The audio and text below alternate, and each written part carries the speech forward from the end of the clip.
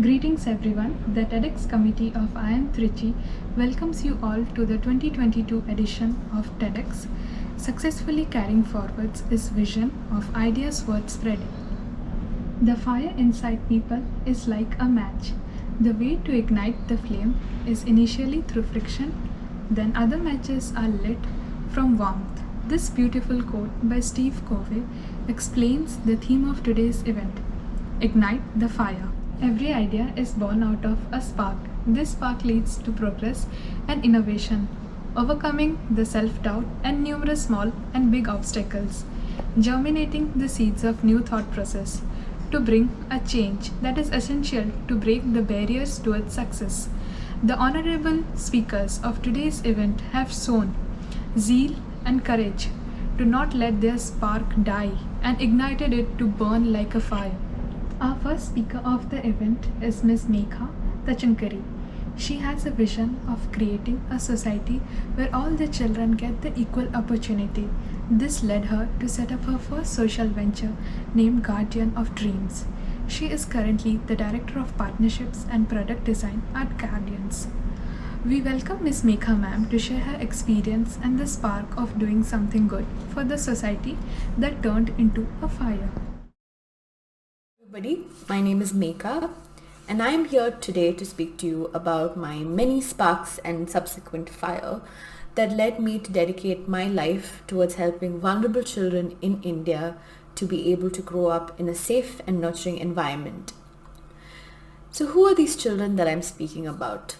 Well, you've all met them. They are the children who are poor, who are abandoned, who are neglected, who basically don't have anyone to take responsibility for them or to care for them. In fact, you see these children quite often. You see them on the streets begging for money. You see them under bridges looking for shelter. You see them at restaurants or construction sites working, or as maids in houses instead of going to school. You also see them in the news, in stories about crime, prostitution, and trafficking. Yes, we see them all around. Back in, I think it was 1996, my family was moving to Kochi, and I was the starry-eyed little girl who was so excited to be moving to what I thought was a big city like Cochin. But I have this vivid memory of when we were entering the city. My mother pointed to a child that was under a bridge that was being constructed, and she said, "Megha, what is the difference between you and that child over there?" The 6-year-old me replied, "That child has no money to buy a blanket." And she said, "That's true. The only difference between you and that child is that you were born into a family that can afford to buy a blanket, and that child was unlucky to be able to be born into a family that couldn't. So the only difference was luck and what I now term as something called the genetic jackpot." Because you see, what puts those children at risk and makes us privileged is family. If you were born into a middle-class family or above, your chances of achieving success as an adult is extremely high. You are likely to achieve financial stability, to have successful relationships, not get into trouble with the law, be physically and emotionally healthy, and so on and so forth. Regardless of the place, whether it is India or Pakistan, US or Vietnam, if you are fortunate enough to be born into this said strata, you will most likely achieve all the above mentioned outcomes. So what about all the other children who aren't so fortunate? According to CRY, 40% of India's children are in need of care and protection. Basically, they didn't hit that earlier mentioned genetic jackpot that we were talking about. We are all raised in a family-based childcare system that places a premium on selfishness and hoarding all the resources and attention for no one else but our own offspring. We are taught to care about the outcomes achieved by no other children but our own. In fact, we are taught to compete on the outcomes our children achieve, instead of collaborating to help all children be able to achieve positive outcomes. We are taught to focus on helping our children crack an entrance exam that only 1 in 1 million children can get through, more than we are taught to take care or think about the other 9,99,999 children. Now, the catch is that whether we like it or not, our children and the other 9,999,000 IIT, IIM aspirants are all going to live in a society where 40% of the population have grown up in destitution and poverty and abuse. So regardless of how much they achieve, short of migration, our children are still going to be living in a third world country. There is this old African proverb that goes, "It takes a village to raise a child." Well, maybe it's time that we paraphrased and started saying that it takes a generation of well-raised children to make that village great. Well, the good news is that you and I are part of that generation that of well-raised children, and we hold in our hands a spark that is capable of changing not just the future outcomes of our children, but also the future of our country.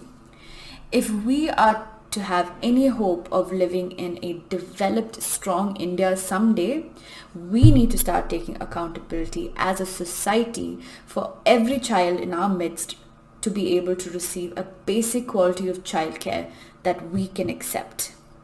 So how do we do this? How do we as a society provide acceptable standards of childcare to all children in India when 2 crore of our children are classified as orphans itself? Just to put that number into perspective, that's about the population size of the continent of Australia. How many interventions can you think of that has effectively affected the lives of 2 crore people or more? Well, I can think of the Pulse Polio program. But remember that Pulse Polio is about 4 drops that take a minute each, and childcare is about 18 to 21 full years of constant support and monitoring and nurturing.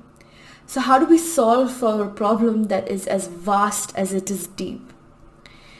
We start by creating scalable solutions. We develop programs that marry that obsessive, outcome-focused approach of the middle-class family to the scalability of something like the Pulse Polio program. So what is the scalable intervention in a childcare context? What is the kind of activity or entity or institution that can develop family quality childcare to thousands, if not lakhs and crores of children? So let me explain the components of the childcare ecosystem in some detail. Children in need of care and protection, rescued from trafficking or abuse or who are abandoned, are first brought to a children's home by police and other NGOs. At a children's home, one of 4 things can happen. The first is repatriation. When a child is rescued, we check whether we can reunite them with their actual family, whether it is safe to send them back to their homes. We also check if the parents are willing to be able to look after the child, in which case, if the parents are willing, we provide them with financial assistance. The second option is adoption. A family can decide to raise a child who is less than 18 years of age and without a family and raise him or her as their own. All legal rights of the birth parents will be transferred to the adoptive parents. In India, in the years of 2020 to about 2021, only 3,142 in-country adoptions and 417 inter-country adoptions took place. The third option is the foster care system. This is a relatively newer childcare ecosystem introduced in India in 2011. 2 foster parents take in about 6 to 10 children in their home. In this case, the biological parents may still have a say in decisions related to the child. And the fourth and last option is that the child stays at the children's home. Children stay in childcare institutions till the age of 18. After this, they are considered as adults and asked to leave the care system. At the base of this ecosystem, whether we want to repatriate the child, that is send them back to their families, or to find an adoptive family, or to place them in foster care, we need to first find a safe and secure, constructive environment to place a child in the meanwhile.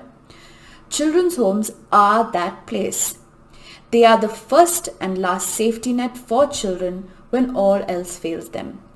It is to a children's home that a child is first sent from a suboptimal situation, and it is from the children's home that he or she is safely sent back home, or found a new family, or placed in a foster care system, or transitioned back into society as a healthy, well-adjusted, functional adult after receiving all the inputs in basic quality care that we deem mandatory, or in other words, the birthright of our all children. So the need is to build capacity and capability of children's homes across the country so as to accommodate and provide good quality childcare to all children who are in need of it.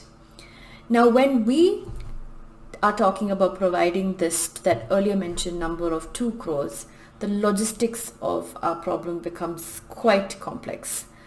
The most common approach is to attempt to build capacity ground up, or in other words, to try and start your own children's homes.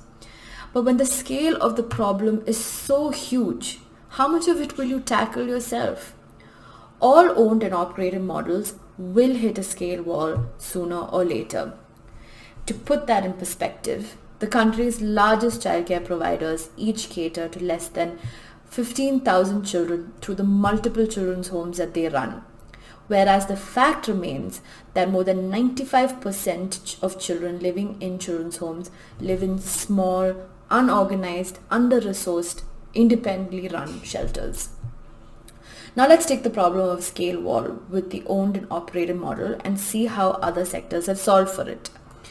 I am very aware that I'm speaking to a bunch of business students, but I'm going to be brave and try to borrow an example of how for-profit sector solved for scale walls and bring it to the non-profit sector and see whether we can apply it here. Because one of the most brilliant examples is what happened with the hospitality industry. Prior to 2010, the largest players in the hospitality sector were a few large chain hotels like the Taj, the Hilton, the Oberoi, etc. While a vast majority of rooms were operated by independent, small operations with quality issues. It is companies like Oyo Rooms and Airbnbs that saw this capacity in the unorganized market as an opportunity instead of an obstacle. Their capacity building aggregator model, as you know, revolutionized the hospitality sector. Today, Airbnbs and Oyo Rooms are by a huge distance the largest players in the sector, operating a number of rooms which was impossible using the older organizations' models. The majority of children's homes that we mentioned earlier are run by sincere, dedicated, albeit underqualified social entrepreneurs with bad resource mobilization skills.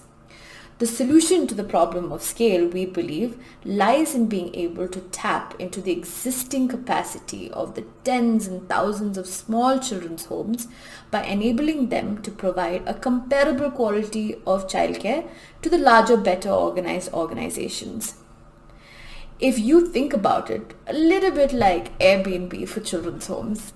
So what we need to do is to take the existing children's homes network and power or fuel it with an outcome-based approach for its children, like we see in our own family-based systems. Once we're able to do this, this network will be transformed to produce positive, contributing adults, no matter what strata you are from.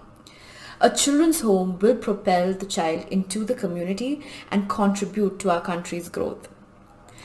To be able to upgrade the quality of children's homes to provide better quality care to their children is the dream or the fire that burns in me and my organization today. But when I started talking to you, I did confess that my journey is because of many sparks. The spark was ignited when I had that conversation with my mother about children living on the streets. And it was ignited many times when I volunteered at children's homes while in college.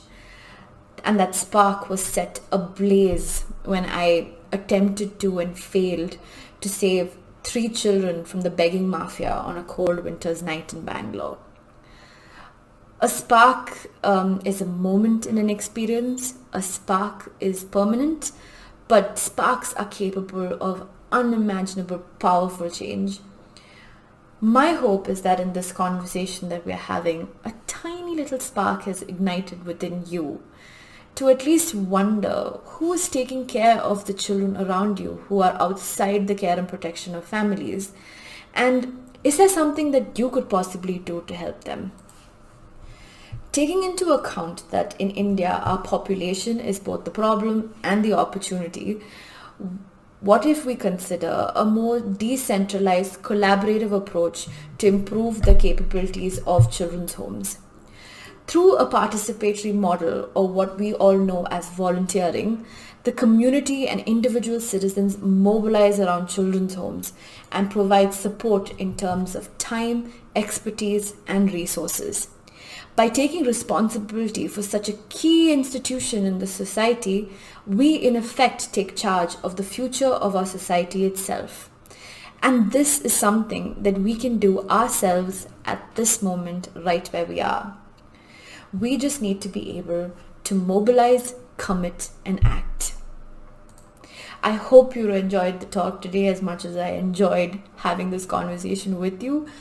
A big thank you to IIMTrichy for giving me this opportunity, and I'm looking forward to speaking with all of you during Q&A. Thank you.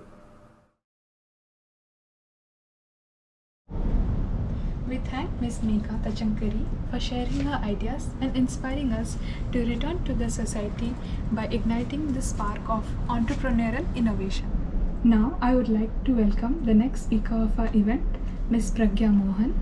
She is the first triathlete to represent India at World Triathlon Cup, and she is the current South Asian Triathlon champion.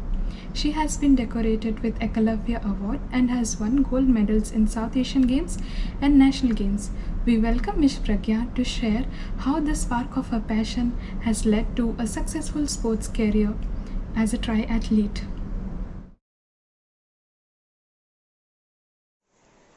The life of a sports person is like an iceberg. What you see, the successes, is only 1/10 of the story. The realities lie hidden underwater. Today, we'll dive deep. My sport is triathlon. Triathlon comprises of 3 disciplines: swimming, cycling, and running. Take the longest pool swim race in Olympics, 1500 meter, add to it the longest track distance in cycling at the games, 40 kilometers, and finish with the longest track running distance at the Olympics, 10 kilometers. What you have is the Olympic distance triathlon, my race. My journey to becoming the current national and South Asian triathlon women's champion has been riddled with challenges all along the way. My father assumed that the right age for his child to learn swimming was 4 years. So he took my 2-year elder sibling to the shallow pool to teach swimming, leaving me behind at the baby pool to splash around. Very soon my parents were surprised to see that I had learned swimming watching my father's instructions. I started enjoying the freedom of swimming around the pool. I can claim to have begun swimming and learned swimming in the Eklavya mode. I was passionate about swimming since the childhood. It required a lot of persuasion to get me out of the pool once I got in. My first swimming competition beyond the school level was the CBSE West Zonal competition in 2002, where I participated when still under 8 years of age. I had learned all the strokes just a few months before. Imagine coming first in a race and then getting disqualified. I'd mixed breaststroke with butterfly and failed. My life, like most people, especially sports persons, are full of mistakes and failures. I think I cried then.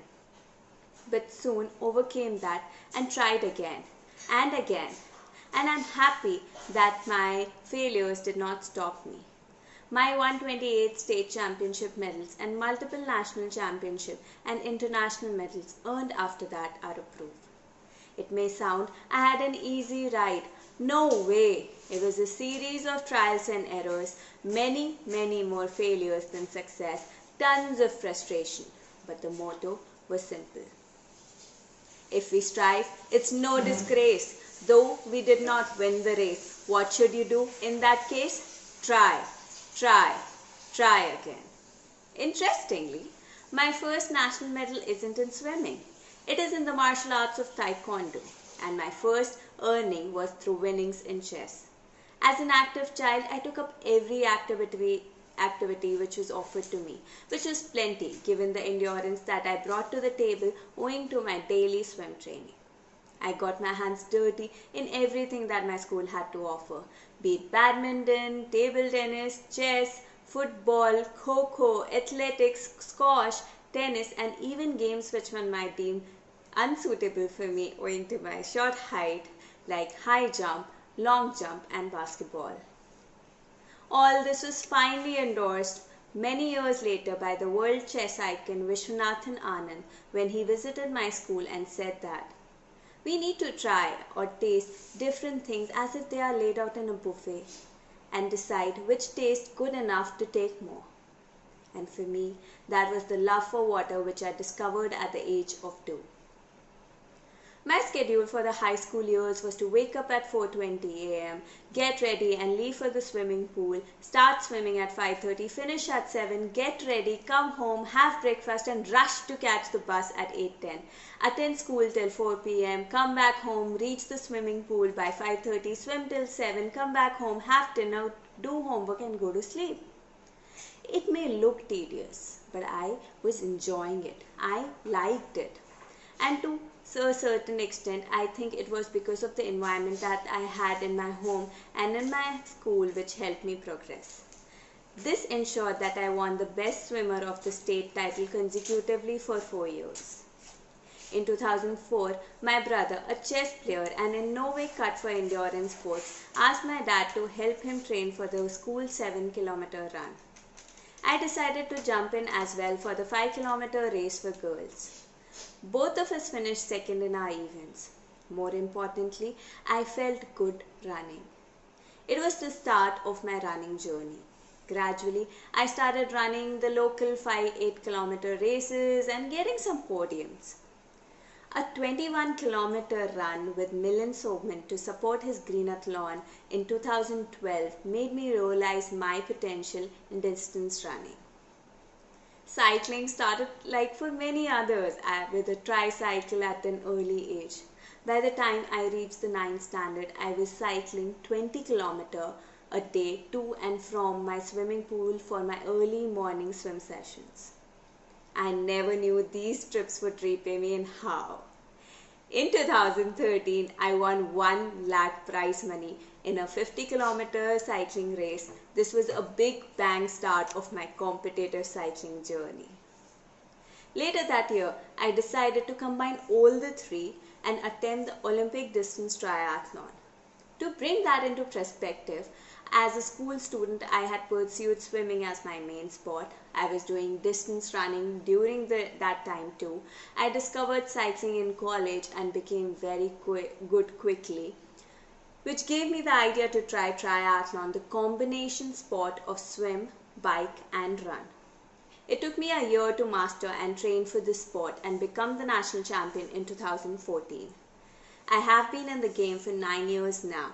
But the journey had really started in 1997 in that paved pool where I was splashing around.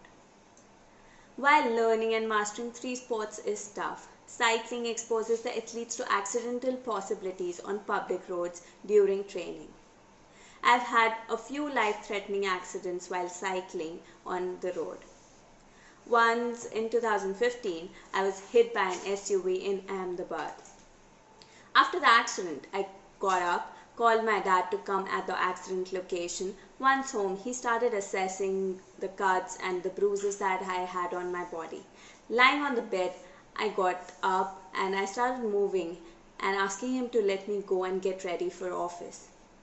He thought I was joking, but on my persistence, my parents started questioning me about the morning incident. I didn't have a clue about it.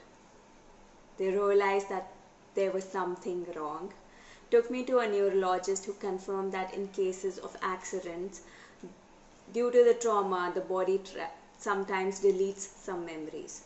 After this, I got really scared and did not return to the roads for almost 3 to 4 months. My support group of parents and friends pushed me back. Even after that, whenever a vehicle zoomed past me, I used to get scared and drop my pace. It took an immense amount of time to build the confidence back to be able to cycle without fear. Accidents might have dissuaded me temporarily, but it could not shake my spirit as I won the state cycling champion title 3 times in a row. I have over time discovered that resilience is the key in this sport and in life in general. One may fail a lot of times, but getting up and walking that mile will make a notable difference. My life, like most people, especially sportspersons, are full of mistakes and failures. In triathlon races, we cycle on regular roads which have turns, crossing, potholes, speed bumpers, and everything else one does not even expect on the road. In the cycling leg, because of the high speed and the focus of remaining ahead, triathletes often make mistakes and go the wrong way. In an international race, where the turning was beside a petrol station, I thought I had understood the route as the turning was next to a petrol station.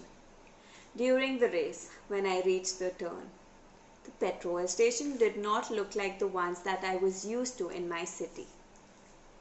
I wavered and went straight the wrong way.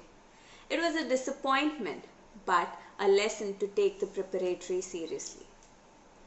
A couple of elite cyclists and triathletes are fatally knocked off the roads every year somewhere in the world.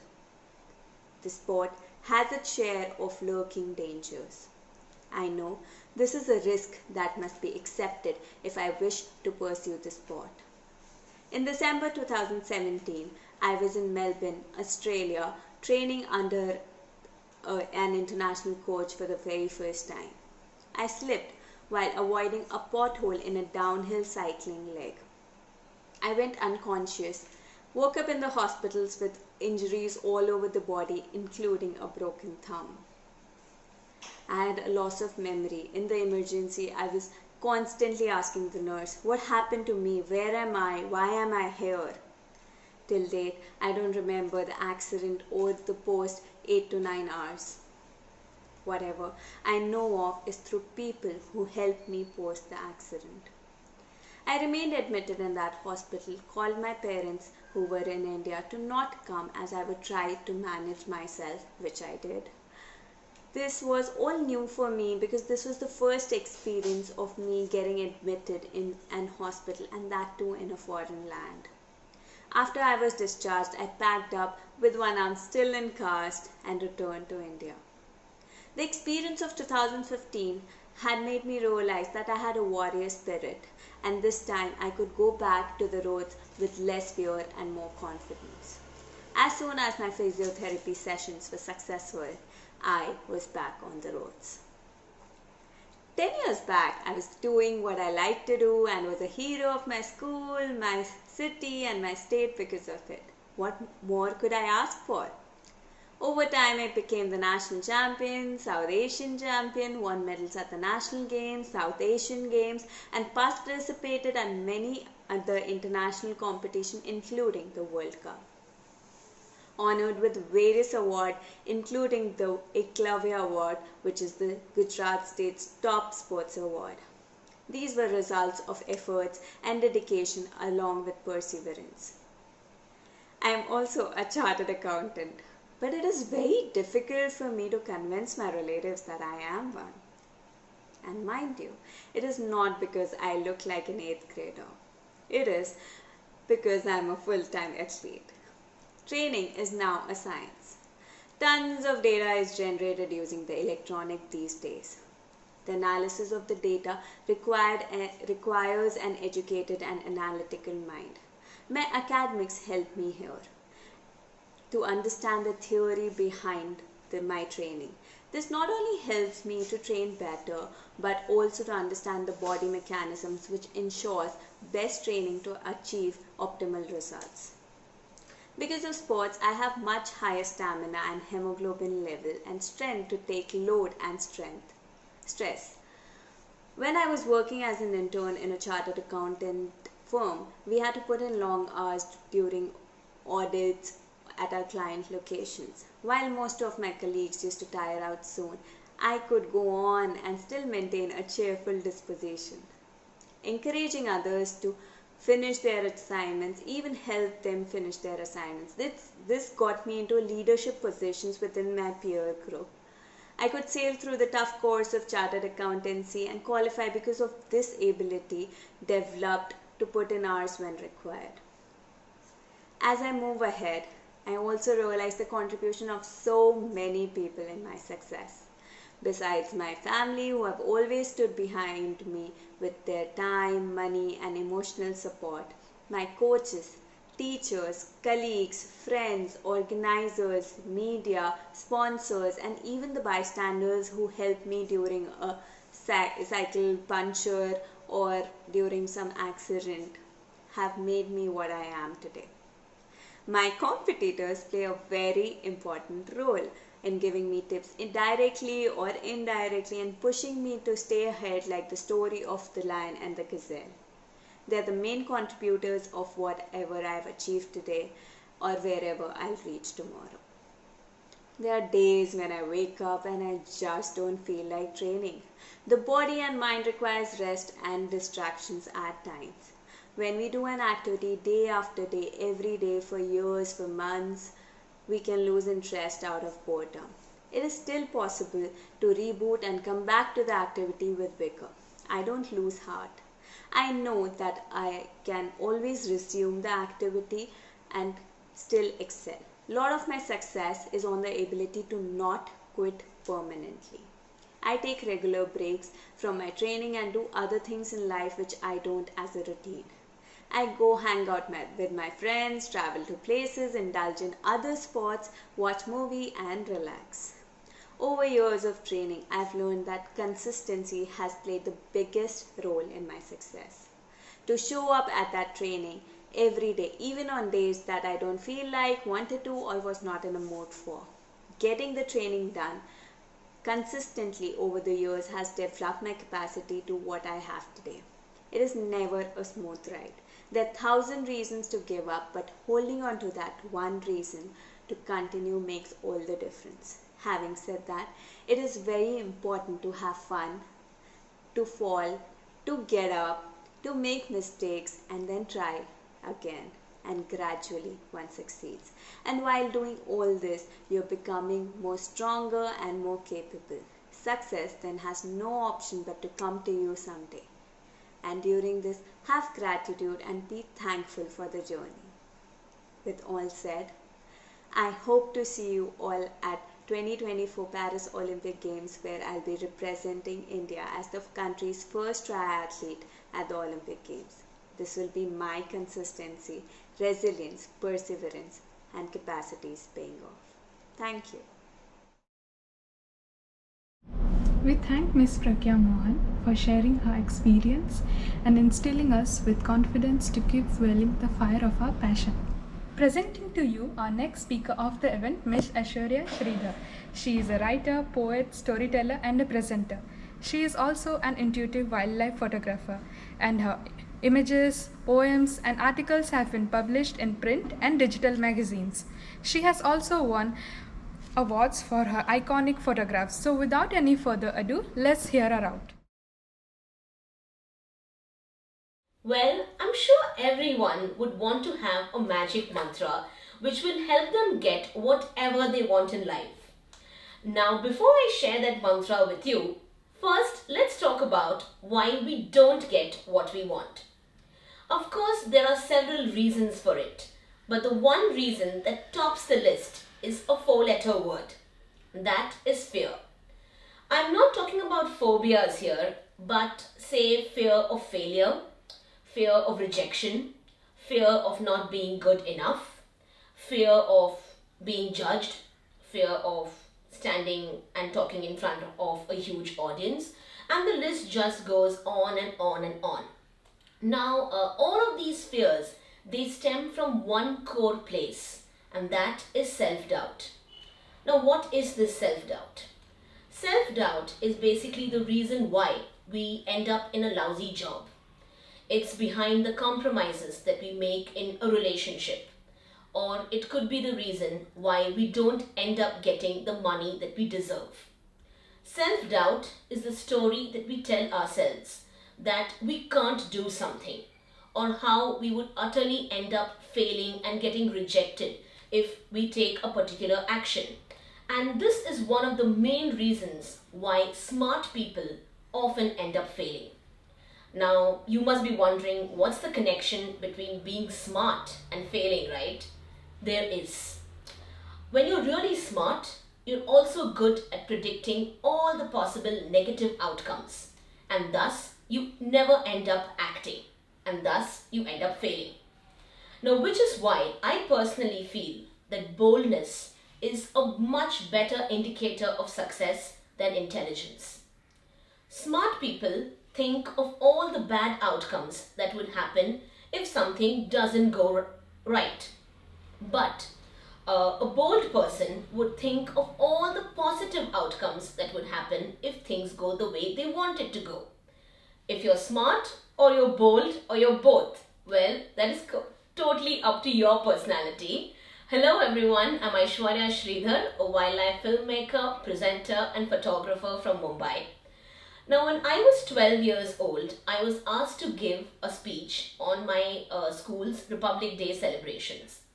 Now, it was a big event. My school was a part of a group of institutions, so we had a lot of students and their parents, and we had some really top chief guests attending the function. So I had prepared really well, and I went up on the stage confidently and I began talking. Now, midway, my mind went blank. I completely froze. I forgot my lines totally.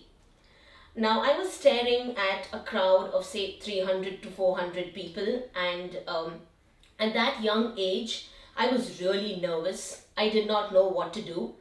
I stood there on the stage for about 2 minutes, and then with tears in my eyes, I literally cried out Jai Hind and I ran away. Of course, I became the laughing stock of my entire class and school, not to forget the embarrassment with my teachers, because they had really thought that I would do it well. Now, a smart decision would have been to stay away from the stage or any form of limelight completely to avoid ridicule. But a bold decision was to grab every chance that I got at public speaking and to enhance my skills. And I'm really thankful that I did, because otherwise I wouldn't be here today. In my mind, I had only one thing, that I had nothing left to lose. I had already faced the worst, right? And I'm really grateful that I went down that path. Now, another bold decision was my choice of career. Now, a lot of people, I mean a lot, including my own grandmother, told me that you're making the biggest mistake of your life by leaving behind accountancy and taking up wildlife filmmaking. I had just completed my 12th standard and I had topped the world in business studies and accountancy. For those wondering how is that possible with CBSE or an SSE, it is not. I completed my Cambridge AS and A levels from Cambridge University, and your examinations are held in the UK. So that is how I could be graded in the world. Now, all my friends and family, they told me that you're leaving behind a perfectly good life, a good job, a great salary. Okay, for what? For living the life of a wanderer, taking your camera and going from place to place and photographing animals, that too. Of course, they didn't understand my passion for it. But nevertheless, I heard a lot of these comments. Now, I come from a traditional South Indian family, which places a lot of emphasis on professional education. My dad is a CA and my family is full of academic professionals. And of course, they wanted me to follow in my dad's footsteps. So when I told them that I wanted to leave accountancy behind and take up wildlife filmmaking, it came as a shock. Of course, I was a studious child, no matter being a good part of extracurriculars and taking part in all of this, but at the end of the day, I used to devote a lot of time to studies as well. Now, it is no secret that in an average Indian household, they would want their children to either be an engineer, a doctor, or say a lawyer, or if everything else fails, at least an architect. And this thought process is seen not only in India but across Asia and Africa as well. Of course, there are a lot of people who are completely suited to do these kind of roles, but not every engineer wants to be an engineer. Maybe they want to create music and be a musician, or they might really like cooking and they may want to be a chef, or maybe they love playing a particular sport and they may want to represent India on an international level. The choices vary, but it's not always possible that for every person they're able to align their profession and their passion. Take me for example. I was like the female Chatur Ramalingam from Three Idiots, but I wanted to be Farhan and I chased that dream and I achieved it. A recent study in India shows that almost 61% of people do not follow their passions. I get asked this question a lot. How did you achieve success at such a young age, that too in a male dominated field? I honestly have no answer to that. I just did what I loved doing the most. When I started out, I had no agendas, no elaborate flowcharts, or no strategy.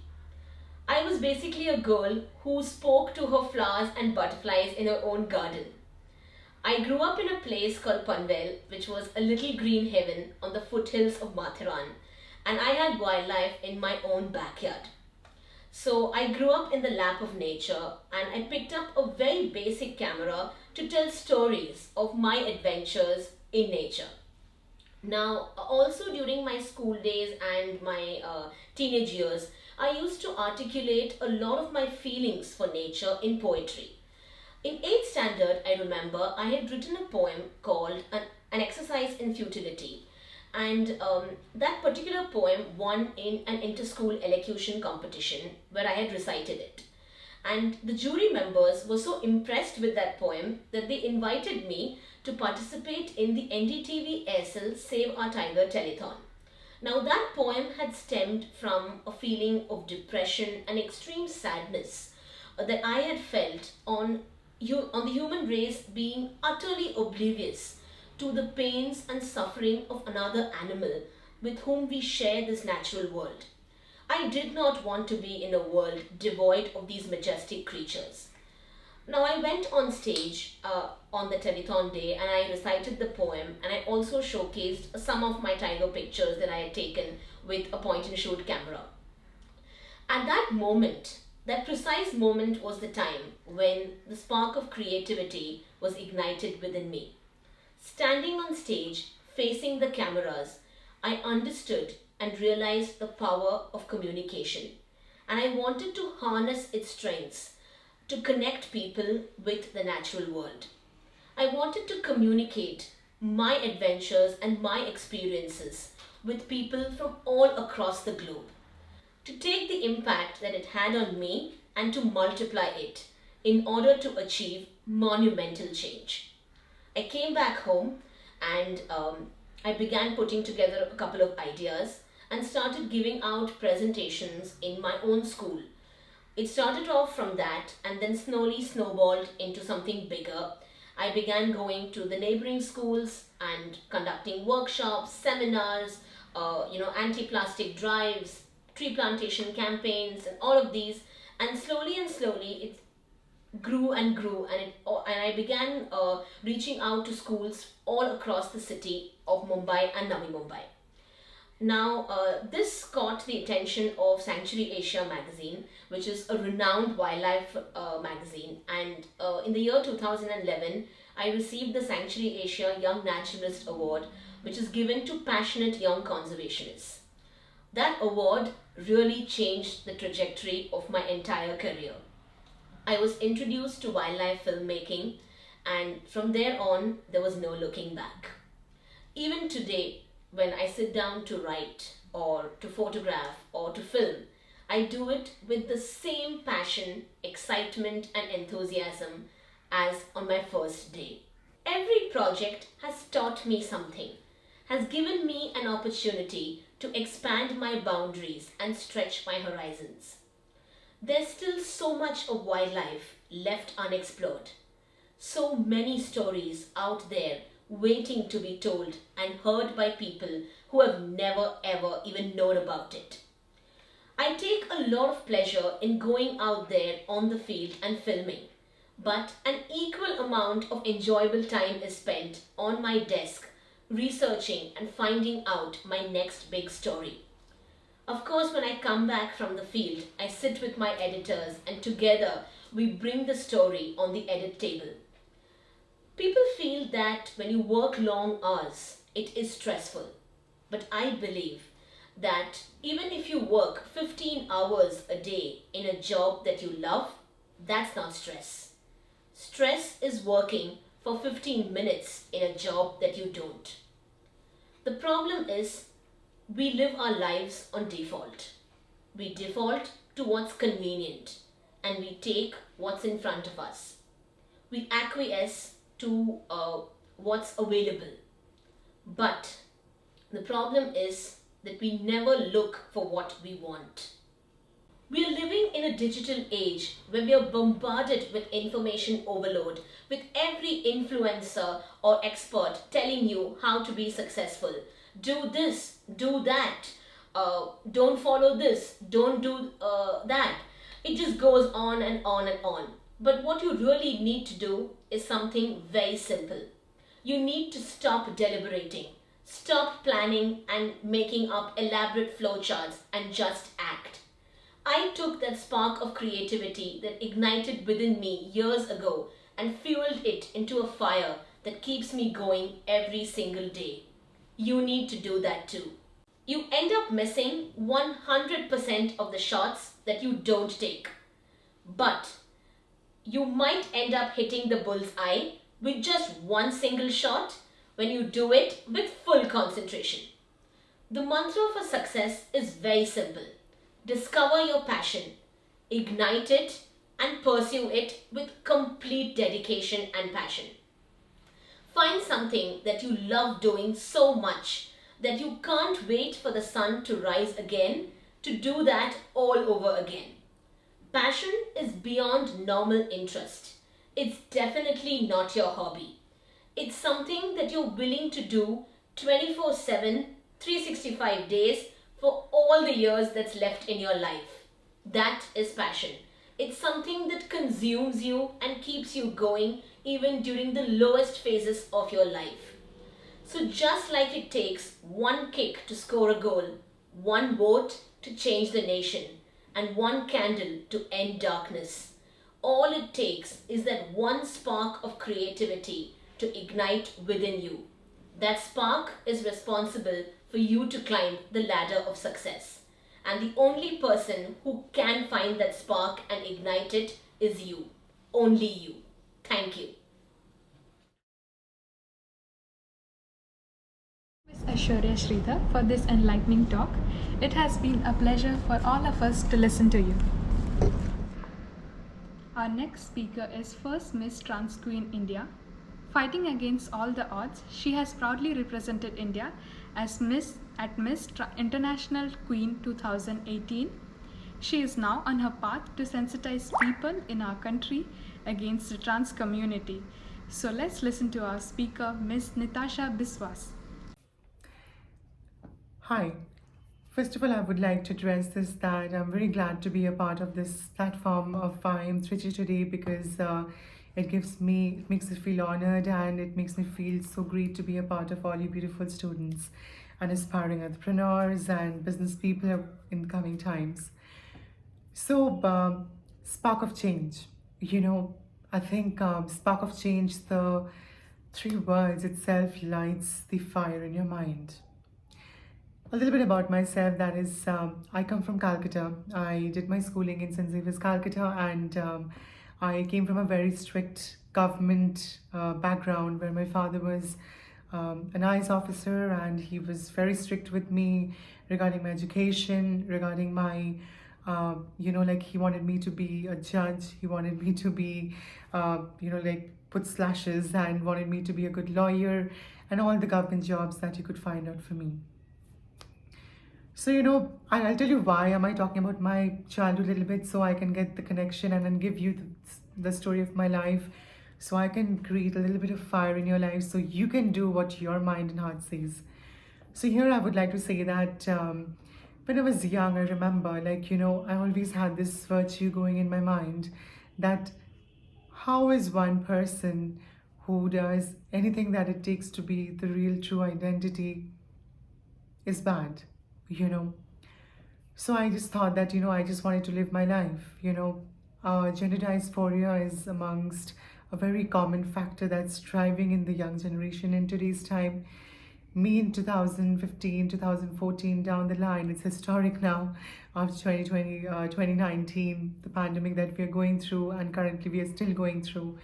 I would call it a historic date now of prevalence, that I wanted to, transition at a very young age. I remember, because I just wanted to live the life I wanted to. How can someone ask for a right, which is as simple as human rights of being and focusing on your true identity? Over here, I would say that I remember back in 2013, when I left my hometown, Calcutta, and I came to a new city to pursue my dreams, my true identity. It was very hard. So, I transitioned, and the story follows. I worked hard. There's, of course, hard work. There's no good results without hard work.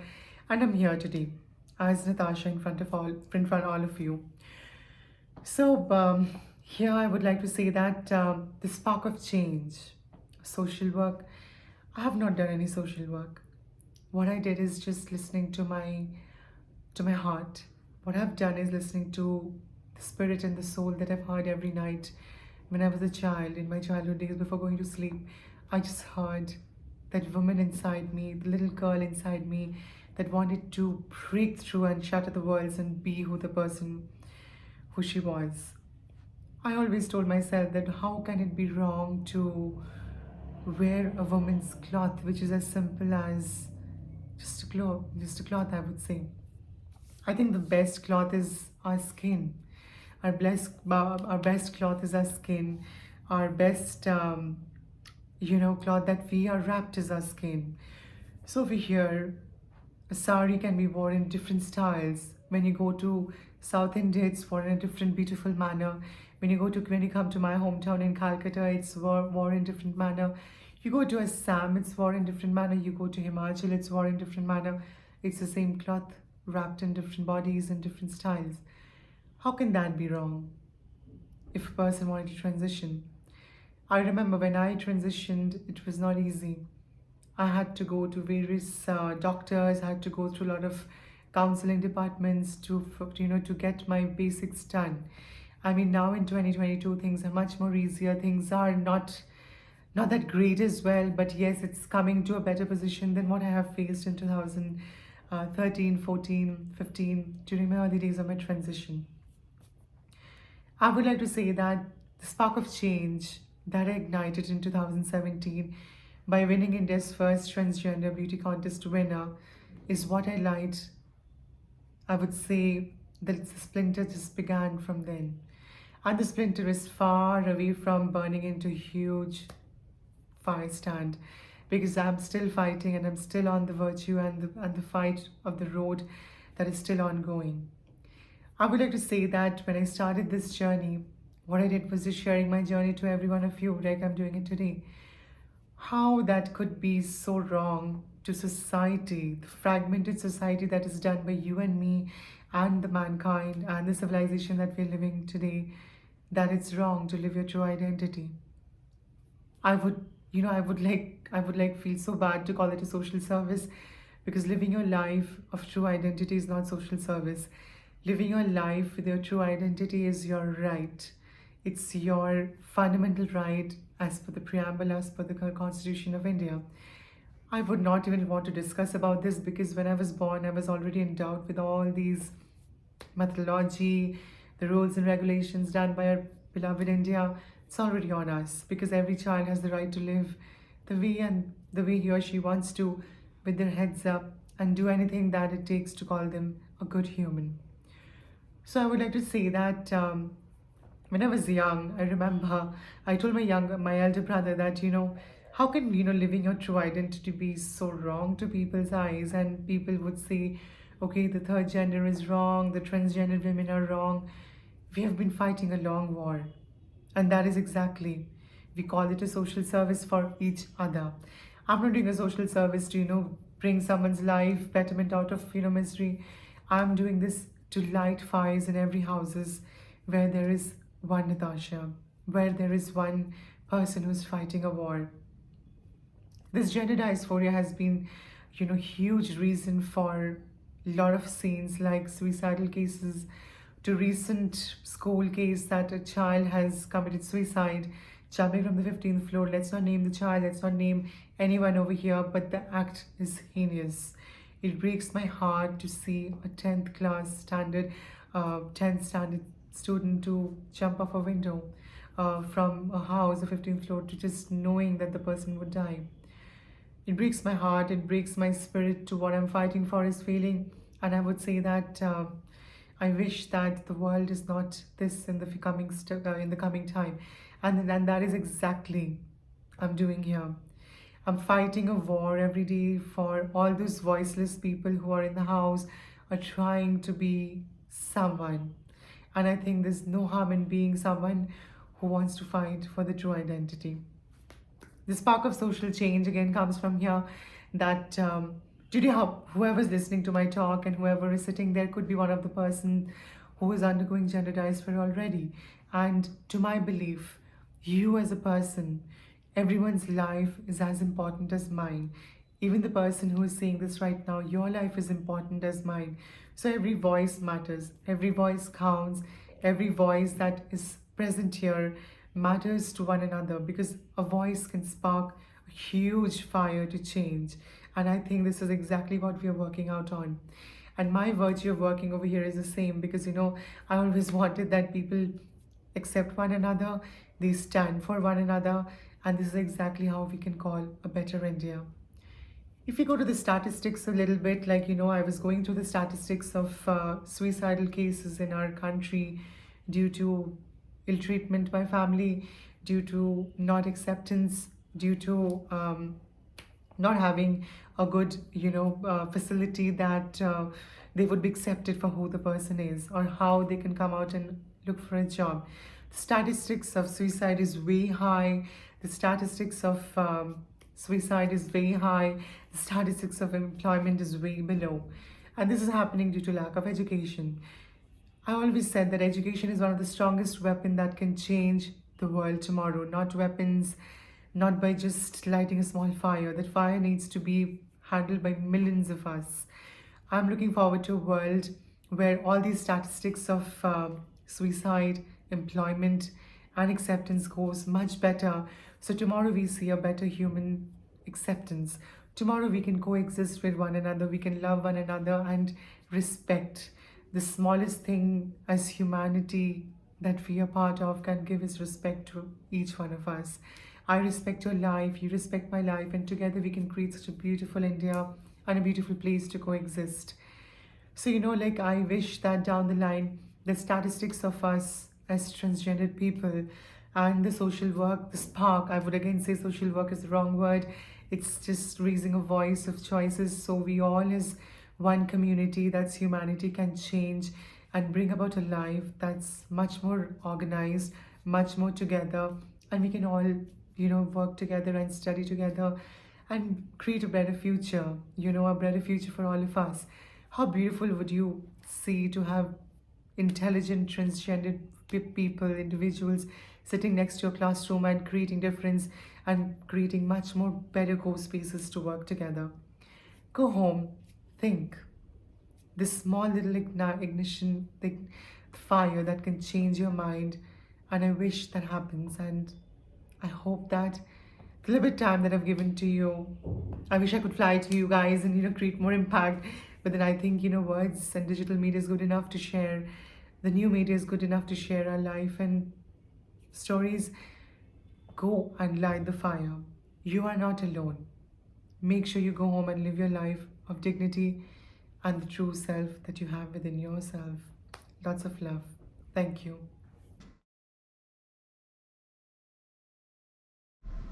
Thank you, Ms. Natasha, for sharing your ideas with us. You have made a difference and we really appreciate that. Our next speaker is Mr. Sujit Kumar. He is from the corporate world and has also served the community. He is a HR business leader at Infosys and is also the founder of Matram Foundation. This foundation works with deserving underprivileged students by providing them education and doing the skill development for them. So let's listen to Mr. Sujit Kumar.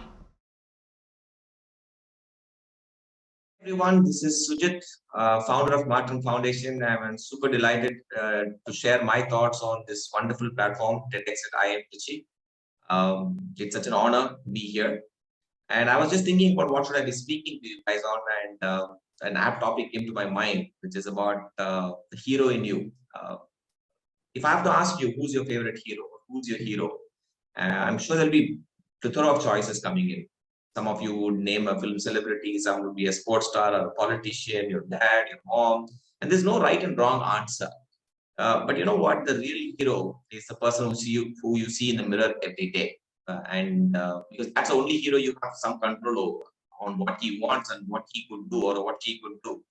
So I think when we celebrate heroes, heroes are not the ones who fly from an helicopter to save the mankind. Heroes are not ones who fight about 150 people. Those are real heroes that we talk about.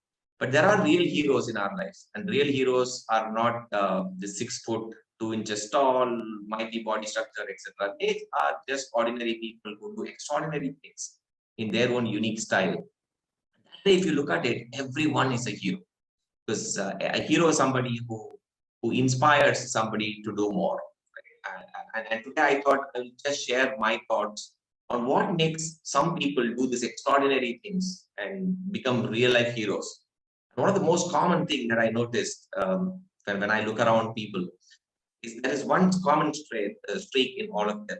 They have a burning desire to do something, make a difference, and that burning desire comes from that momentary spark. I had one such momentary spark way back in 2013. Starting an NGO was never in my wildest dreams. I want to be a career aspiring person and things like that. But that spark, when I met that young kid who was working as a domestic help in 4 houses, mother had passed away, father was an alcoholic. I desperately wanted to help her. And that resulted in starting this foundation. And what started with one kid, today we support about 1,597 students, right? Almost close to 1,600 students.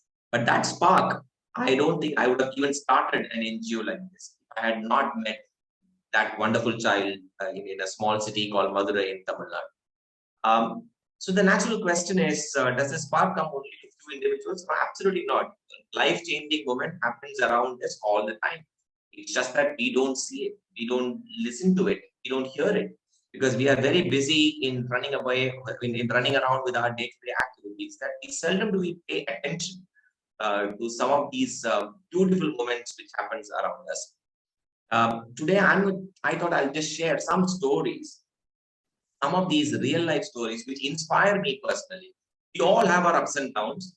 When we have our ups and downs, we normally go to a motivational talk, or you could choose a TEDx talk, you could listen to a book, or you could listen to your favorite music, etc. There is multiple ways in which we recoup ourselves. For me, when I am down, the only way I recoup myself is to look around for some of the stories of my own students in the Martin Foundation that are, and they are real life heroes. And I thought I'll just share some of these stories with you. And probably you will have a lesson or two from these lovely stories. Jayashree was one of my favorite students. And why this story is so very special is I don't think any child in my foundation had gone through the kind of hardship that this kid has gone through. She was just 15. Remember, she was just 15. Her elder sister was about to get married the next day. So you know how a marriage home would look like. A lot of festivities, families, relatives have all come home. So literally everybody was there.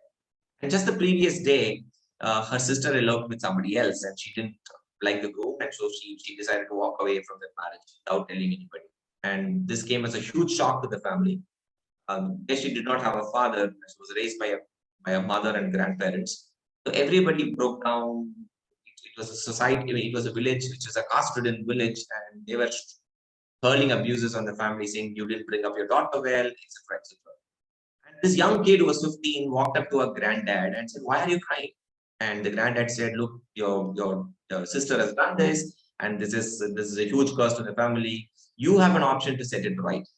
So Jayashree, in all innocence, asks the grandfather, "Okay, what do you want me to do?" And he says, "Why don't you get married?" And she says, "No, but I want to study." She just finished her 10th standard. She did outstandingly well in school, and she wanted to study further.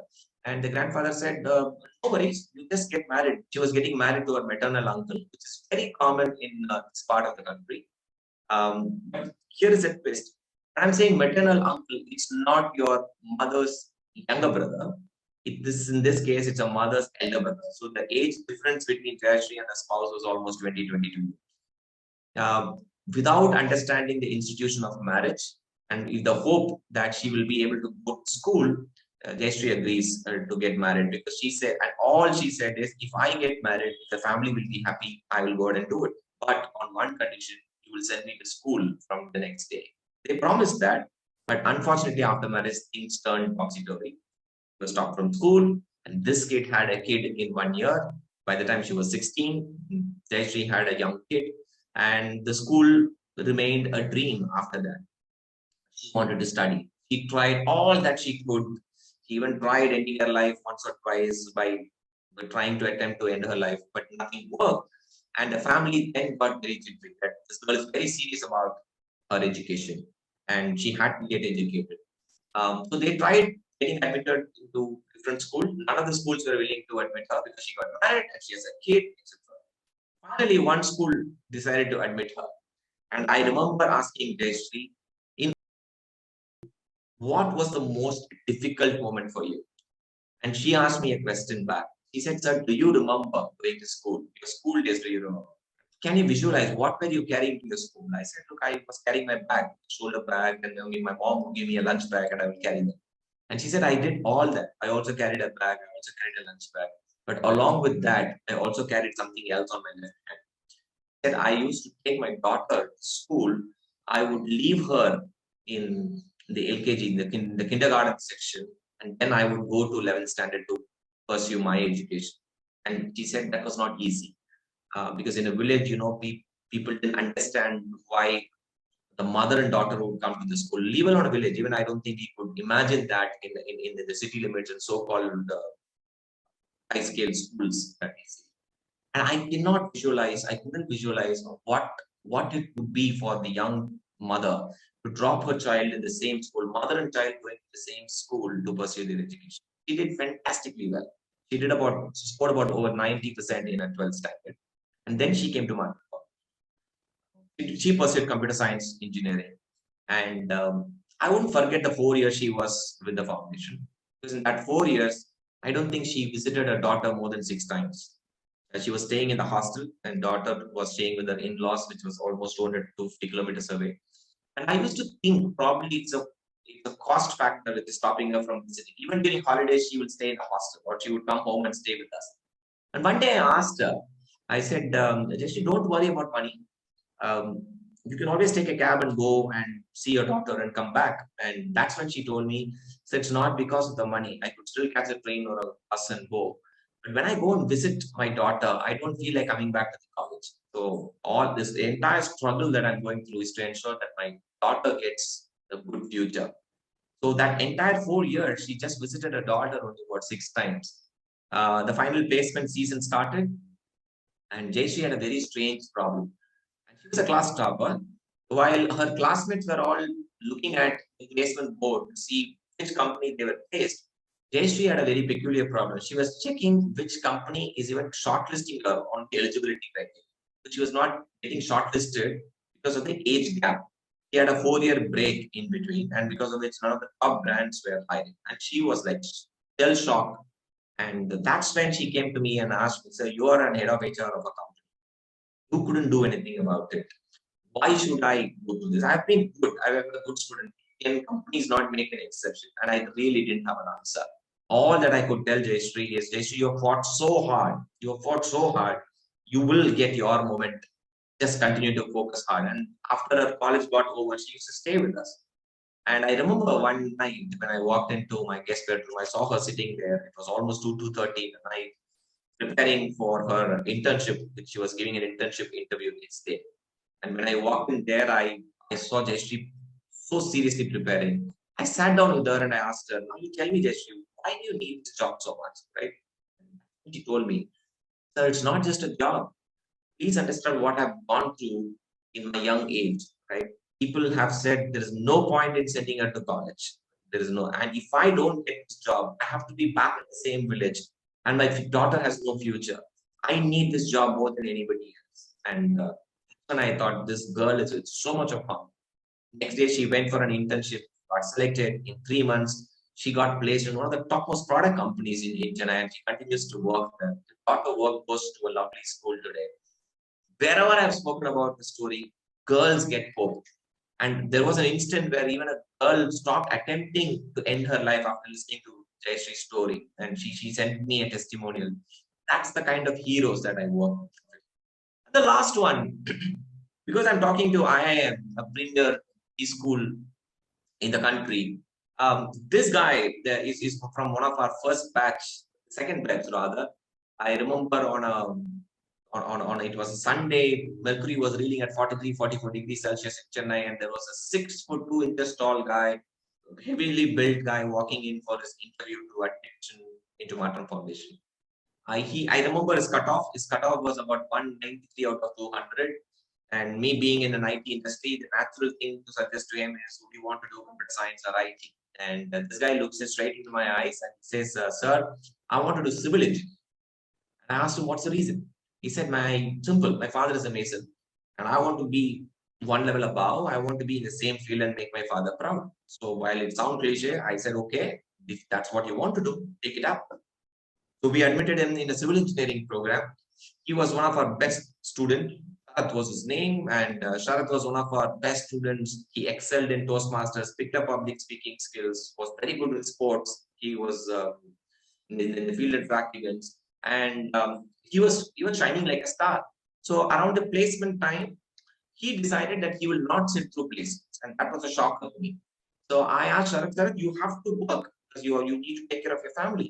And Sharath said, "Sir, I came across this book on structural engineering by a professor from IIT Madras.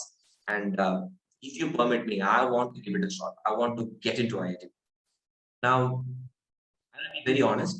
I was thinking that he was aiming for a little too much, because I've seen many people coming and say, "I want to do IAS and IPS and IIT and all this stuff." So I was very skeptical about it.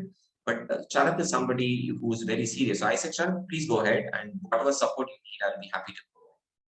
So Sharath prepared for his gate exams, and he started preparing very, very hard. He didn't want to sit through any job. So the reason was very clear. He said, "I do not want to get into a job and lose my focus. I would be rather very happy to prepare." But then he needs to make both ends meet. So he has done many, many odd jobs. He has worked as a hotel server. He was very good with math, so he does home tuitions. In the evenings, he used to work as a bouncer in the pub, in some of the city pubs there where he works as a bouncer. And one day, he tells me that he was standing outside a pub in Chennai, and he had to open the door. And when he opened the door, he found his batchmates coming inside, from inside. They were all celebrating inside, and they were walking out. And when they saw Sharath outside, everybody had asked this one question: "What are you doing here? This is not where you're supposed to be, and you are one of our toppers. What are you doing?" Now, in spite of Sharath having a big goal in his life, he couldn't face that. So he came and spoke to one of our mentors, one of my co-founders, and she asked a very beautiful question to Sharat, saying, "Was it your dream to work in a pub?" The answer is no.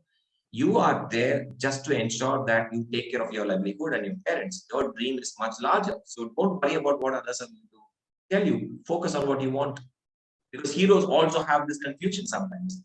So Sharat decided to give it his best. So he gave his entrance and he got to IIT Madras for a structural engineering program in a category called EWS, economically weaker section. We were all thrilled. We celebrated. We told the entire world. And Sharat joined the college of the course of his choice. And his story doesn't end here. Now, that's what heroes do. Heroes just don't take care of themselves and their families. Now, he came to us and he said, "What can we give back? How can we give back?" And Sharat, along with his team, started this project in Martin Foundation called Karpom Karpipom. In Tamil, it's called Karpom Karpipom, which means let's teach, let's learn, and let's teach. And today, what does this group do? Um, he figured out that one of the commonality of all folks in Martin Foundation is people who are all good with academics. And they don't have the money to spend, but they have the knowledge that they can always share with young students. So today, Karpom Karpipom is nothing but a parallel school for government school children. And remember, the last 2 years of pandemic might not have impacted you and me, who have the source of a digital gadget and Wi-Fi and studying in premier college, working in a premier organization. But life has not been the same for young kids, for students studying in government schools and coming from underprivileged sections. So today, Sharat and his team, through their project, run this project called Karpom Karpipom, almost teaching 400 plus students on 14 different subjects digitally.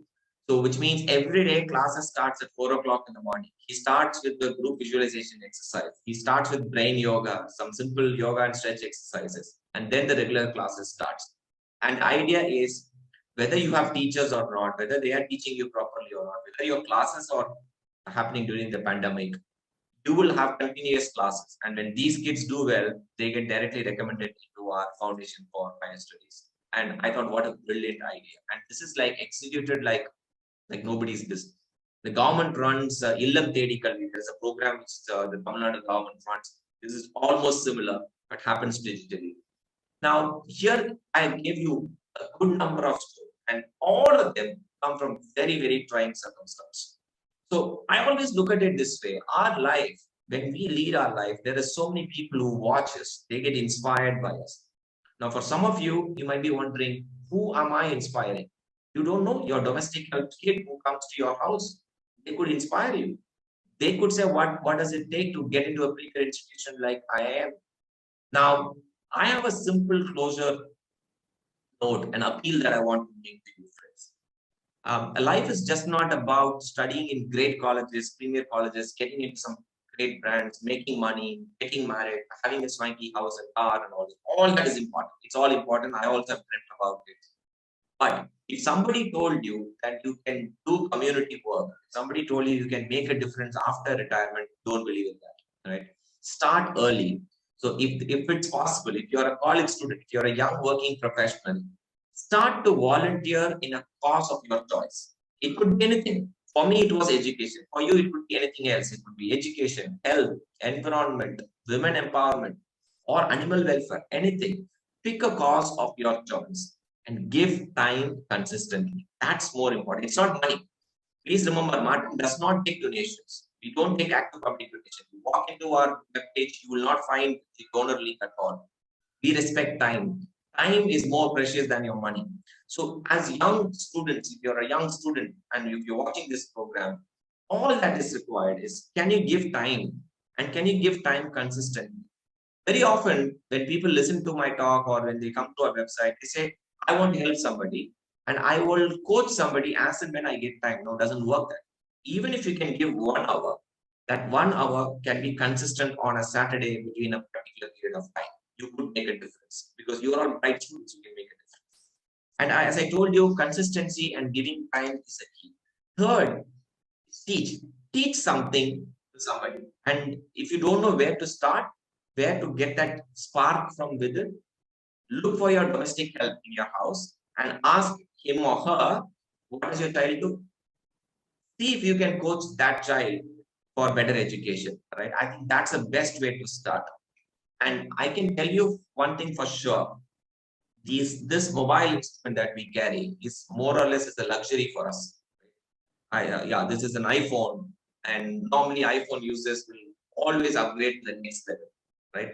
Now we don't need to have iPhone, but all of us have a mobile phone. It could be a Redmi, Samsung, or any of this.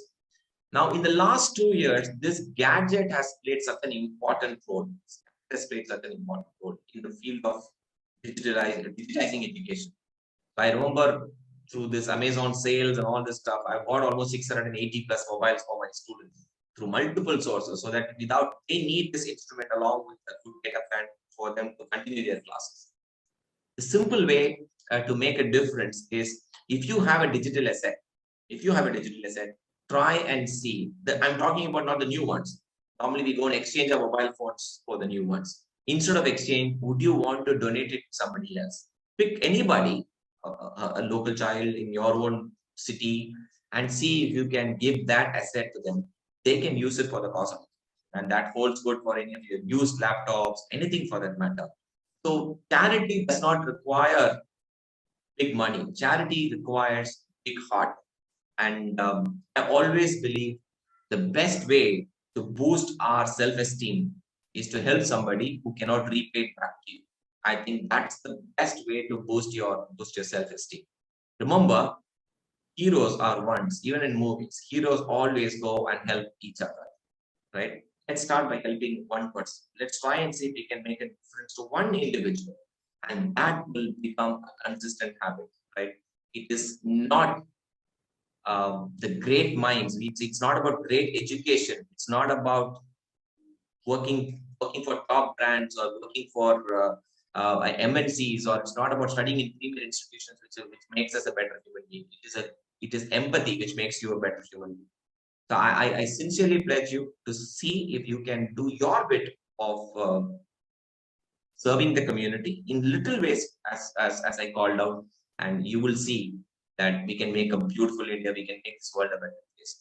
Thank you very much for your patient listening. It was such an honor speaking to you guys. I wish you good luck with God's will. Thank you.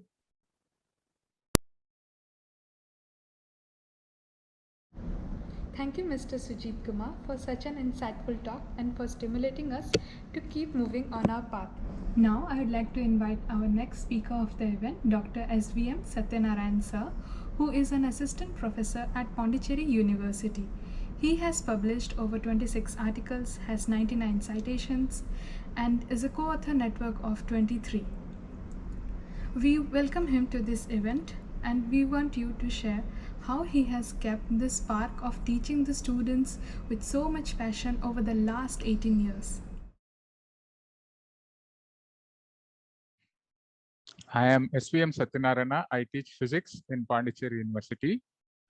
I thank IIM TEDx team, IIMTrichy TEDx team, for inviting me to speak on this occasion. I teach physics, and over the years, whatever physics experiments, pedagogical experiments that I have done, I wanted to share some of those understanding, some of that understanding I have got in this context. So initially, I asked myself a question: what is the role of a teacher? I understood that more than covering some syllabus or completing, teaching some content, it is always important to make the student ready for learning. Now, how do we do this? This is very important because learning is a lifelong process, and you actually can, student will learn on his or her own once he or she knows how to learn. So this is very important. So one of the important aspect of doing this is that students should be given a training to ask questions. Now the questions are important And how to ask questions is something which we have to train them. One of the difficulty that we face in implementing this in a classroom situation is that students do not have the habit of asking questions. Now, it's not their fault, of course, because it is the education system through which they get trained is such that they have no opportunity to ask questions.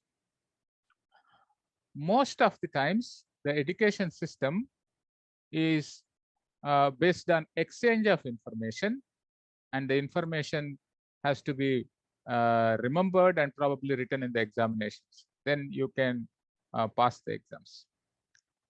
But that is not where real learning takes place, or that is not how real learning takes place. Okay.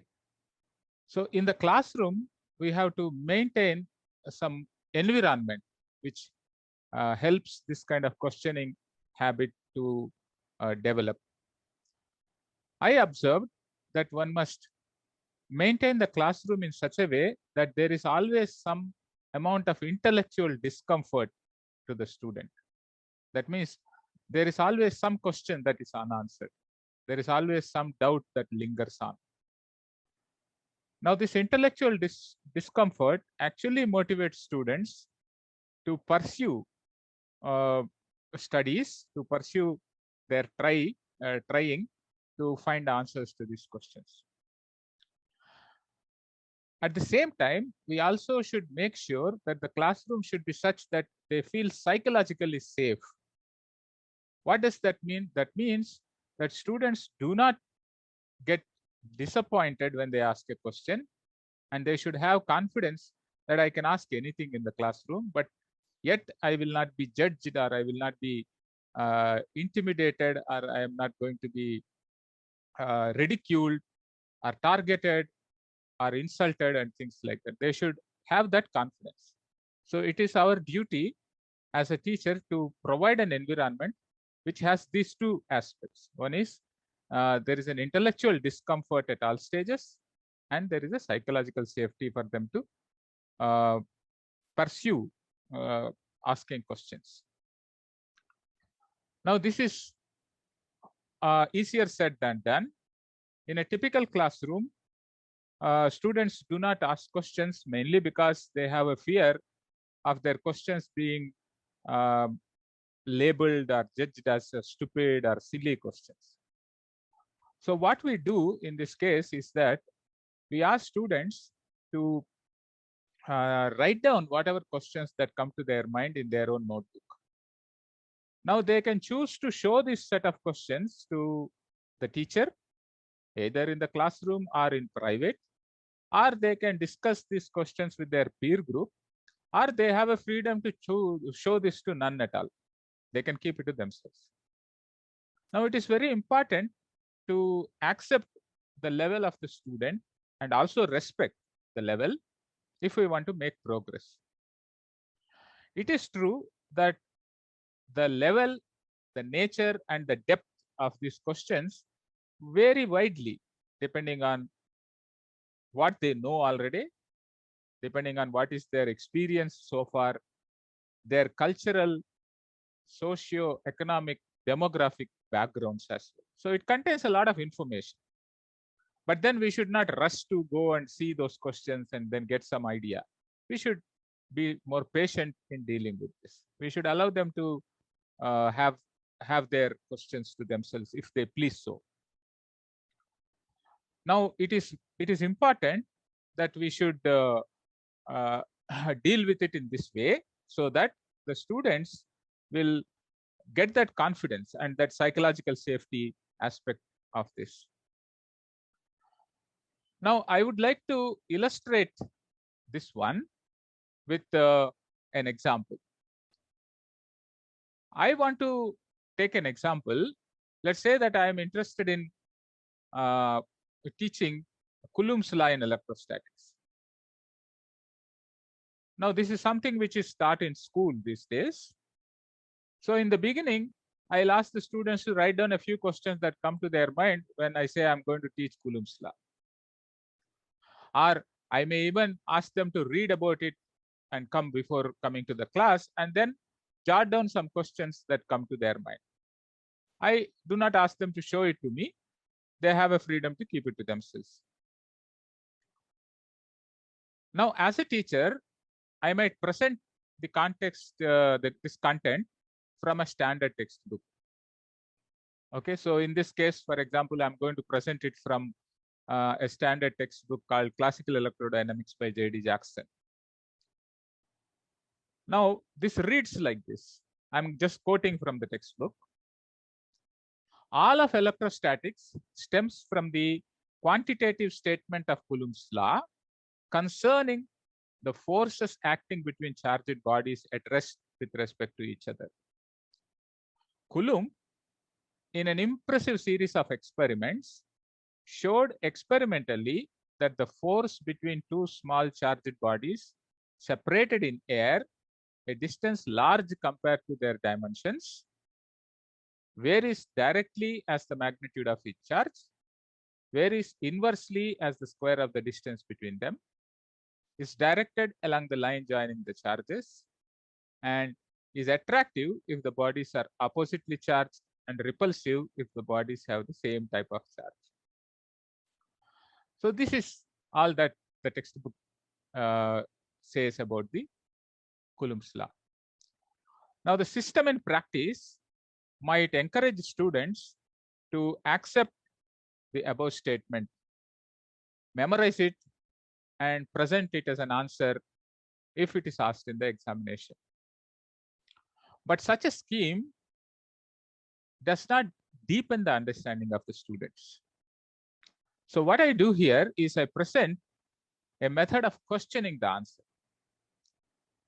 Okay, while I read this, several questions come to my mind. I'm sure there will be several questions that come to the mind of students as well.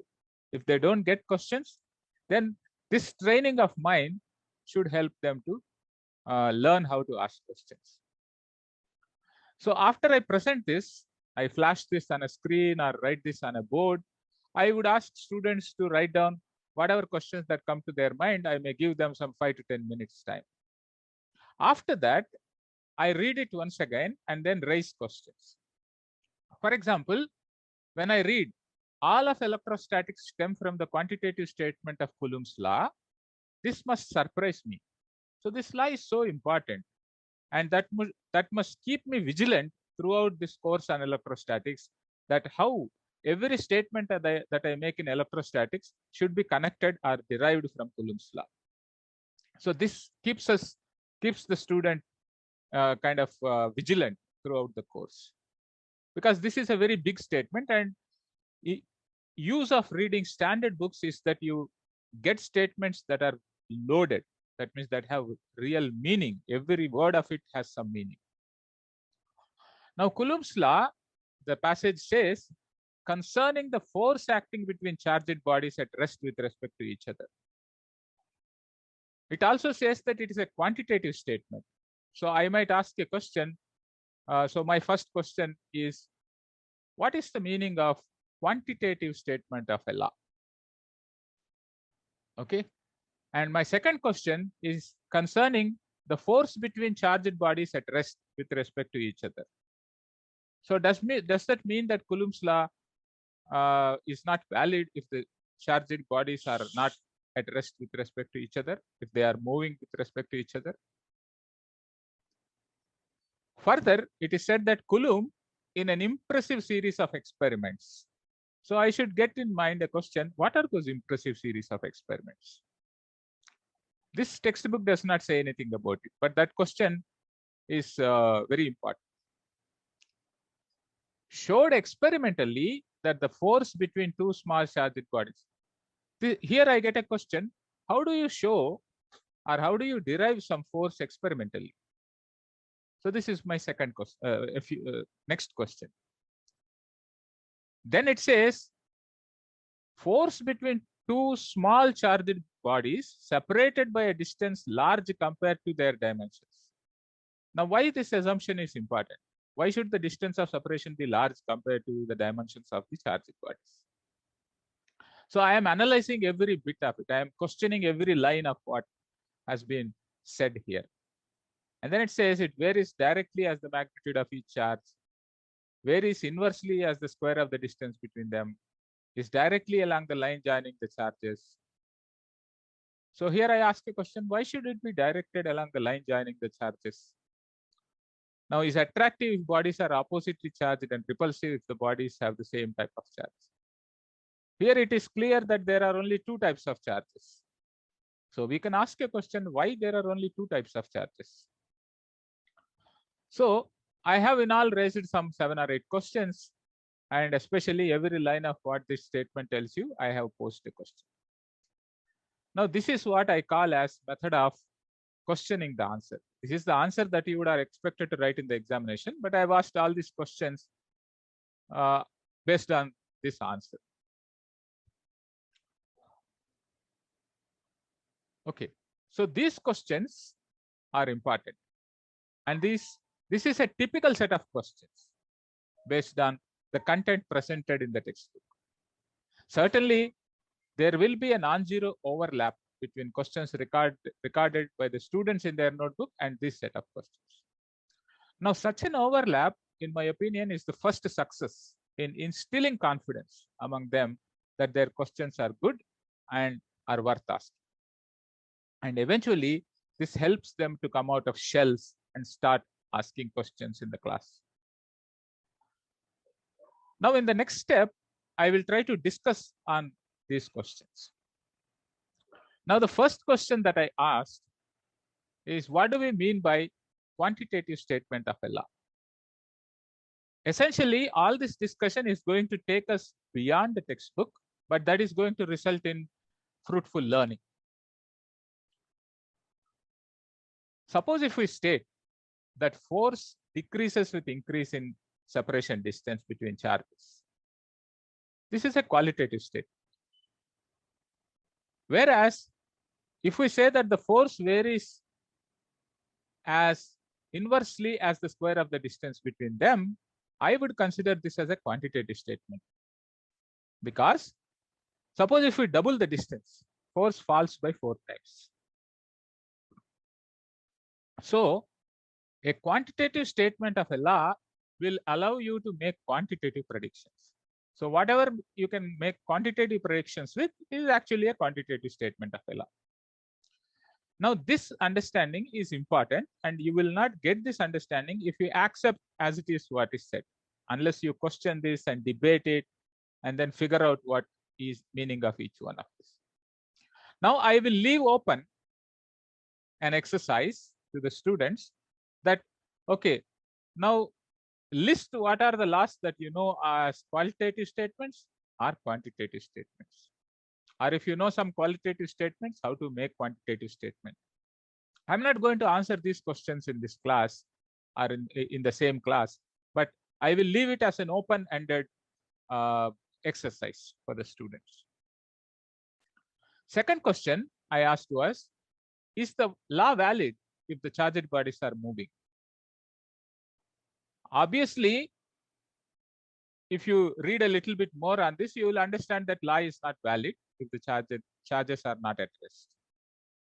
But we can allow discussion on this and record all questions to be answered in the due course. For example, you can ask a question, is Coulomb's law invariant under Galilean transformation?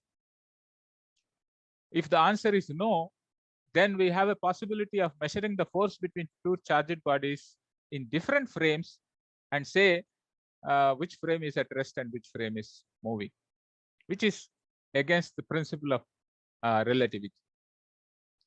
In fact, these kind of questions have led Einstein to develop special theory of relativity subsequently. So this is a very fruitful direction in which we develop the inquisitiveness or the sense of inquiry among students. The third question I asked was, what are those impressive experiments that Coulomb has done? Now, if you little bit search on this, you will realize that Coulomb has done a torsional oscillations. He has used torsional oscillations experiment to quantitatively find out the force between charged bodies. Now, torsional pendulum is a part of every undergraduate experiment in the laboratory courses. Most of the time, students do this experiment mechanically, and once we have this connection made from the history of Coulomb's law, then there is every chance that students will pursue that experiment more seriously, because it is something which gave rise to Coulomb's law, which in turn gives all of electrostatics, as J.D. Jackson says in his book. Next question is how to derive force law experimentally. Now here, I would probably take them through some historical facts in science. For example, how Newton discovered gravitational force law from the observations that he has at his time. How Coulomb has discovered electrostatic force from the experimental data. Okay, how Biot-Savart's law was discovered using experiments on magnetic current carrying wire, etc. So there is a lot of debate that one can generate here, and any learning as to how experiments can be used to discover a law is a very fruitful piece of understanding. Now we can further ask question, how to be very sure that the law varies as 1 by r square, that is inverse square law. How does one rule out the possibility that it may be 1 by r power 2 plus minus epsilon? Epsilon is a very small number. And initiation of discussion in this direction is of a great value to appreciate the nature of science and also to develop scientific thinking and scientific attitude. The next question that I posed was, what happens if the bodies are in water instead of air? Okay, now this is what the discussion will raise certain further questions which will all be answered in due course. For example, one of the important question is, if there is another medium, how that medium responds to the presence of charges. Okay, so that is what eventually takes us to the concept of susceptibility of a material. Now we can ask a question, why should the separation distances be large compared to their sizes? This is very important question because this leads us to what is ideal from a real situation. Through a series of controlled experiments and arguments, we realize that Coulomb's law is valid only if the charged bodies are point charges, but no charged body is a point charge in reality. It turns out that if the separation distance is large compared to their size, the point charge approximation is valid. So this is a very important piece of learning, since it takes us to what is true from our observations that are approximately true. We asked a question, why is the force directed along the line joining the charge? Now this is very important. It will throw a lot of insights. Now remember, force is a vector quantity and it needs a unique direction to be defined for it. Now the space in which these charged bodies are there is supposed to be uniform, that means it is same everywhere, and isotropic, that means it is same in all directions. So there is no information about direction in the space. Now charged bodies are, exactly they are point charges, and point charges are, charge is a scalar quantity. So there is no information about the direction in the charge either. Thus the only line one can uniquely draw is the line joining the charged bodies. Given 2 points, Euclid's axiom tells that a unique line passes through them. Since force has to be uniquely defined, it has to be along the line joining the charged bodies. This further motivates students to ask, is there any example where force is not directed along the line joining the bodies? Now this question is very useful for future course, and they would eventually find an example. Next question is that why there are only two charges, two types of charges, positive and negative. Now Sometimes we may have to start with some facts of nature in every theory, but it is important to question. We may not end up getting the answer, but we can move on, but do not give up our question. It may be possible that at a later part, students develop a deeper understanding where they might see a relation of the existence of two types of charges and existence of an antiparticle to every elementary particle in the universe. So we can keep this window open by asking this question. New and new connections will be made as they appreciate more and more of physics in their future. But we must make a room open for it. As we might realize, in this exercise, we end up generating more questions than answers. That is the nature of learning and what I call as intellectual discomfort. This brings about two valuable behavioral changes. First is the ability to hold on to questions. Questions are not answered, but then the questions will remain with them, and then still they make progress. And the second behavioral change is the tolerance to ambiguity. It looks like nothing is clear. There is a lot of ambiguity. But then you should develop some kind of a tolerance to ambiguity, because it is out of this ambiguity that the clarity will emerge. Now, these changes will go a long way in making progress with learning. I end this lecture with a quote from Aristotle. During his days, he said, "The mark of an educated mind is to be able to entertain a thought without accepting it." We don't seem to accept anything. If we are not able to disprove it at this moment, we entertain it and move on. So this is how the nature of science is, and this is how the nature of learning has to be. Thank you very much. Thank you, Dr. SVM Satyanarayan sir, for bestowing us with your knowledge and experience. This is certainly going to help us ahead. So with this, we come to an end to this event. TEDx IIMTrichy is sincerely grateful to all the speakers for their part in our event.